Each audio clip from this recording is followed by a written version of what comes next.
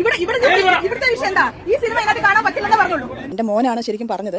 8ാം ക്ലാസ്സിൽ പഠിക്കുകയാണ് അവൻ. അപ്പോൾ അവൻ പറഞ്ഞു, അമ്മേ ഈ വഷളന്റെ സിനിമയാണല്ലോ ഇതിനകത്ത് ഈ കാണിക്കുന്നത് എന്ന് ചോദിച്ചപ്പോൾ ആണ് ഞാൻ ശ്രദ്ധിച്ചത്. അപ്പം പിന്നെ അത് എനിക്കും ഭയങ്കര ബുദ്ധിമുട്ടായിട്ട് തോന്നി. കാരണം 2.5 മണിക്കൂർ അടൂർ വരെ ഇരുന്ന് ഈ സിനിമ കാണുക എന്ന് പറഞ്ഞാൽ അത് അംഗീകരിക്കാൻ ബുദ്ധിമുട്ടുണ്ട് ഇപ്പോഴത്തെ സാഹചര്യത്തിൽ. അതുകൊണ്ട് ഞാൻ കണ്ടക്ടർ ടിക്കറ്റ് എടുക്കാൻ വന്നപ്പോൾ, സാറേ എനിക്ക് 2.5 മണിക്കൂർ ഈ സിനിമ കണ്ടുകൊണ്ട് ഈ ബസ്സിനകത്ത് ഇരിക്കാൻ ബുദ്ധിമുട്ടുണ്ട് ഞങ്ങൾ ഫാമിലിക്ക്, അതുകൊണ്ട് നിങ്ങൾ ഒന്നുകിൽ ഈ സിനിമ നിർത്തണം അല്ലെങ്കിൽ അടുത്ത സ്റ്റോപ്പിൽ ഞങ്ങൾ ഇറങ്ങിക്കോളാം എന്ന് പറഞ്ഞു. അപ്പോൾ പുള്ളി എന്നാൽ ശരി നിങ്ങൾ അടുത്ത സ്റ്റോപ്പിൽ ഇറങ്ങിക്കോ എന്ന് പറഞ്ഞ് ടിക്കറ്റ് വട്ടപ്പാറയ്ക്ക് ടിക്കറ്റ് തരികയാണ് ചെയ്തത്. അപ്പോൾ അതിനുശേഷം വീണ്ടും ഈ അതിജീവിതയുടെ ഒപ്പം അവൾക്കൊപ്പം നിൽക്കുന്നു എന്ന് പറയുമ്പോൾ അത് മനസ്സുകൊണ്ട് മാത്രമല്ല നമ്മളൊരു പ്രതികരണം കൊണ്ട് നമ്മൾ ഒപ്പം നിൽക്കേണ്ടതുണ്ടല്ലോ. അതുകൊണ്ട് തന്നെ ഞാൻ അവിടെ ഇരിക്കുന്ന മുഴുവൻ ആൾക്കാരോടും ചോദിച്ചു, നിങ്ങൾക്ക് എന്തെങ്കിലും താല്പര്യമുണ്ടോ, ദിലീപിൻ്റെ ഈ സിനിമ കാണാൻ താല്പര്യമുണ്ടോ എന്ന് ചോദിച്ചു. അപ്പം വനിതകൾ ഒന്നടങ്കം ഈ സിനിമ കാണാൻ ഞങ്ങൾക്ക് താല്പര്യമില്ല എന്ന് പറഞ്ഞു.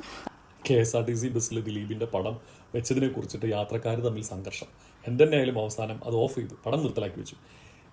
ഒരു കൂട്ടം ആൾക്കാർ അതിനെ അനുകൂലിച്ചു, സ്ത്രീകൾ മൊത്തം അതിനെ പ്രതിഷേധിച്ചു എന്നാണ് പറയപ്പെടുന്നത്. പക്ഷേ ഇതിപ്പോൾ എടുത്തു നോക്കുമ്പോൾ ഇത്രയും ഒരു സംഘർഷഭരിതമാക്കേണ്ട ആവശ്യം ഉണ്ടോ? ഇല്ലെന്നാണ് എൻ്റെ പക്ഷം. കാരണം നമുക്ക് അദ്ദേഹത്തിൻ്റെ പടം ഇഷ്ടമല്ല, അദ്ദേഹത്തിന് ഇഷ്ടമല്ലെങ്കിൽ നമ്മൾ തിയേറ്ററിൽ പോയി പൈസ കൊടുത്ത് കാണണ്ട. അല്ലെങ്കിൽ TV-യിൽ വരെ നമ്മുടെ വീട്ടിൽ TV വെക്കുമ്പോൾ അദ്ദേഹത്തിൻ്റെ പടം വരുമ്പോൾ ചാനൽ മാറ്റി പ്രതിഷേധിക്കാം.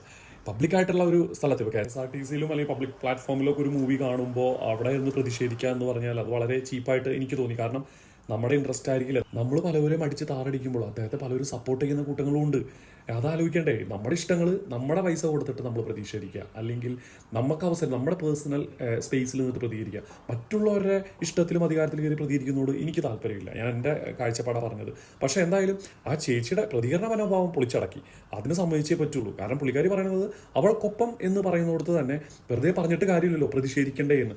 അവൾക്കൊപ്പം എന്ന് പറയുമ്പോൾ ഒരു കാര്യം ഞാൻ ചോദിക്കട്ടെ, അദ്ദേഹത്തിനെ കോടതി വെറുതെ വിട്ടിരിക്കുകയാണ് അല്ലേ? അതിൽ എന്തൊക്കെ തിരിമറി നടന്നു എന്നുള്ള എല്ലാവർക്കും അറിയാവുന്ന കാര്യങ്ങളാണ്. പക്ഷേ ഈവൻ ദോ നിയമത്തിന് മുമ്പിൽ ഇപ്പം അദ്ദേഹം കുറ്റക്കാരനല്ല എന്ന് തെളിയിച്ച് ഇനിയുണ്ട് തലങ്ങൾ അല്ലേ, ഇനിയുണ്ട് മുകളിലോട്ട് പോട്ടെ, തെളിയിക്കട്ടെ. അപ്പോഴും നമ്മൾ അവരുടെ കൂടെ തന്നെ നിൽക്കും.